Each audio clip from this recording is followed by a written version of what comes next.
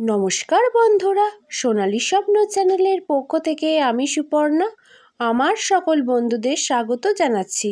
সকল বন্ধুদের ভালোবাসা জানিয়ে আজকের এই ভিডিওটি আমি শুরু করছি। আপনারা সকলে কেমন আছেন বন্ধুরা? আশা করি ঠাকুরের আশীর্বাদে সবাই খুব ভালো আছেন। আজকের ভিডিওর বিষয়বস্তু হচ্ছে মূলা ষষ্ঠীর ব্রত। এই ভিডিওর মাধ্যমে আমি আপনাদের সাথে আলোচনা করব মূলা ষষ্ঠীর ব্রত কী, মূলা ষষ্ঠীর ব্রত কখন পালন করা হয়, এই ব্রতের বিধান, এই ব্রতের ব্রতকথা আর মূলা ষষ্ঠী ব্রত করলে কী ফল লাভ হয়। চলুন তাহলে বন্ধুরা ভিডিওর মূল বিষয়বস্তুতে যাওয়া যাক। অগ্রহায়ণ মাসের শুক্লপক্ষের ষষ্ঠীর দিন মহিলারা উপোস করে এই মূলা ষষ্ঠী ব্রত করতে পারেন। এবার জানা যাক এই মূলা ষষ্ঠী ব্রত পালন করলে কি হয়। এই মূলা ষষ্ঠী ব্রত পালন করলে সংসারে ছেলেমেয়ের কোনো রোগ হয় না, তারা নিরোগ হয়ে সংসারে বাস করে। এবার জানা যাক এই মূলা ষষ্ঠী ব্রত পালনের জন্য কি কি লাগবে আর এই ব্রতের বিধান। এই ব্রতের জন্য লাগবে মূলো, কলা, পান আর ময়দা। এই ব্রতের বিধান হলো সেই দিন উপোস করে থেকে মা ষষ্ঠীর পুজো করতে হবে। সেই দিন মাছ ও মাংস খাওয়া একবারে বারণ। রুটি আর মূলোর তরকারি খাওয়াই ব্রতের বিধান। এবার জানা যাক মূলা ষষ্ঠীর ব্রত কথা। এক খুব গরিব ব্রাহ্মণ ছিল। সে ছেলে বউ নিয়ে কোনো এক রকমে একবেলা এক পেটা খেয়ে দিন কাটাতো। একবার তার একটু মাংস খাওয়ার ইচ্ছে হলো। বেচারা অনেক কষ্টে কিছু পয়সা জোগাড় করে আধপোয়া মাংস এনে তার ছেলের বউকে রান্না করতে বলল। ছেলের বউকে মাংস রান্নার কথা বলে ব্রাহ্মণ নিজের কাজে বেরিয়ে গেল। এদিকে তার ছেলের বউ শ্বশুরের জন্য অনেক কষ্টে জোগাড় করে আনা মাংস খুব ভালো করে রান্না করলো। সেই সময় বউয়ের কাছে একজন প্রতিবেশী বসেছিল। বউ সেই প্রতিবেশীকে একটু মাংস খেতে দিয়ে বলল, দেখ তো খেতে কেমন হয়েছে। প্রতিবেশী মাংসটুকু খেয়ে বলল, একটুখানি মাংস তো, খেয়ে কোনো স্বাদই বুঝতে পারা গেল না।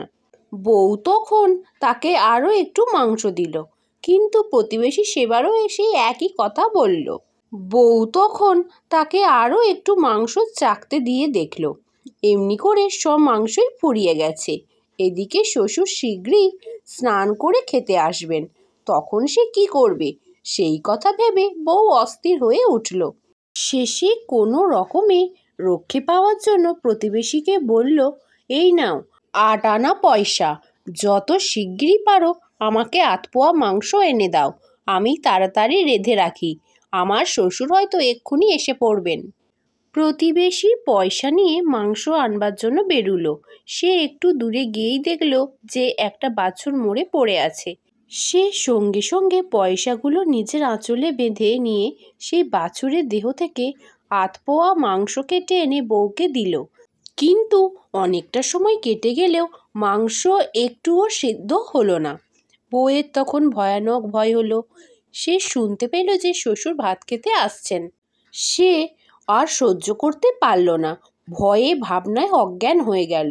মাংস আর ঝোল ছড়িয়ে পড়ে রইল চারদিকে। শ্বশুর আর স্বামী জানতে পেরে অচৈতন্য বউকে তাড়াতাড়ি ঘরে তুলে নিয়ে গেলেন। বউয়ের জ্ঞান ফিরতেই সে ভয়ে কাঁদতে কাঁদতে তার স্বামীকে সব কথা খুলে বলল। তার স্বামী তখন প্রতিবেশীকে ধরল। সে তাকে বলল, মাংস সিদ্ধ হলো না কেন? চলো দেখি তো কোথা থেকে মাংস এনেছ। প্রতিবেশী তখন আর কোনো উপায় না দেখে আসল কথা স্বীকার করল। সেদিন ছিল অগ্রহায়ণ মাসের শুক্লপক্ষের ষষ্ঠী তিথি। বউ তাড়াতাড়ি মা ষষ্ঠীর পুজো করে মরা বাছুরের ওপর সব ফল জল ছিটিয়ে দিয়ে আর বাছুর সঙ্গে সঙ্গে বেঁচে উঠল। এই ঘটনা দেখে সকলে বউয়ের খুব প্রশংসা করতে লাগলো। সেই সময় হঠাৎ দৈববাণী হলো, অগ্রহায়ণ মাসের শুক্লা ষষ্ঠীর দিন মাছ মাংস খেলে গোমাংস খাওয়া হয়, আর সেই পাপের কোনো রকমই খণ্ডন নেই। এই ষষ্ঠীর দিনে যে মাছ মাংসের বদলে মূলোর তরকারি দিয়ে রুটি খাবে তার অক্ষয় পুণ্যর সঞ্চয় হবে। সেই থেকে এই ষষ্ঠীর নাম হলো মূলা ষষ্ঠী।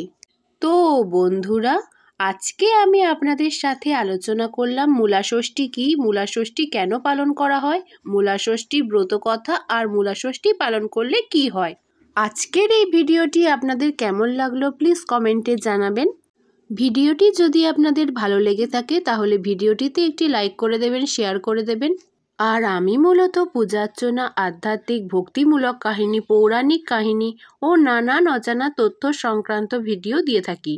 আমার ভিডিওগুলি যদি আপনাদের পছন্দ হয় তো যারা নতুন বন্ধু আছেন প্লিজ আমার চ্যানেলটিকে সাবস্ক্রাইব করে পাশে থাকা বেল আইকনটি প্রেস করে অল নোটিফিকেশানটি অন করে দেবেন, যাতে আমি ভিডিও আপলোড করলে ভিডিওগুলি সঙ্গে সঙ্গে আপনাদের কাছে পৌঁছে যায়। আজকের মতো এই পর্যন্তই, আবার দেখা হবে আপনাদের সাথে পরবর্তী নতুন কোনো ভিডিও নিয়ে। সবাই খুব ভালো থাকবেন, সুস্থ থাকবেন, সাবধানে থাকবেন আর আমার পাশে থাকবেন। টাটা বন্ধুরা।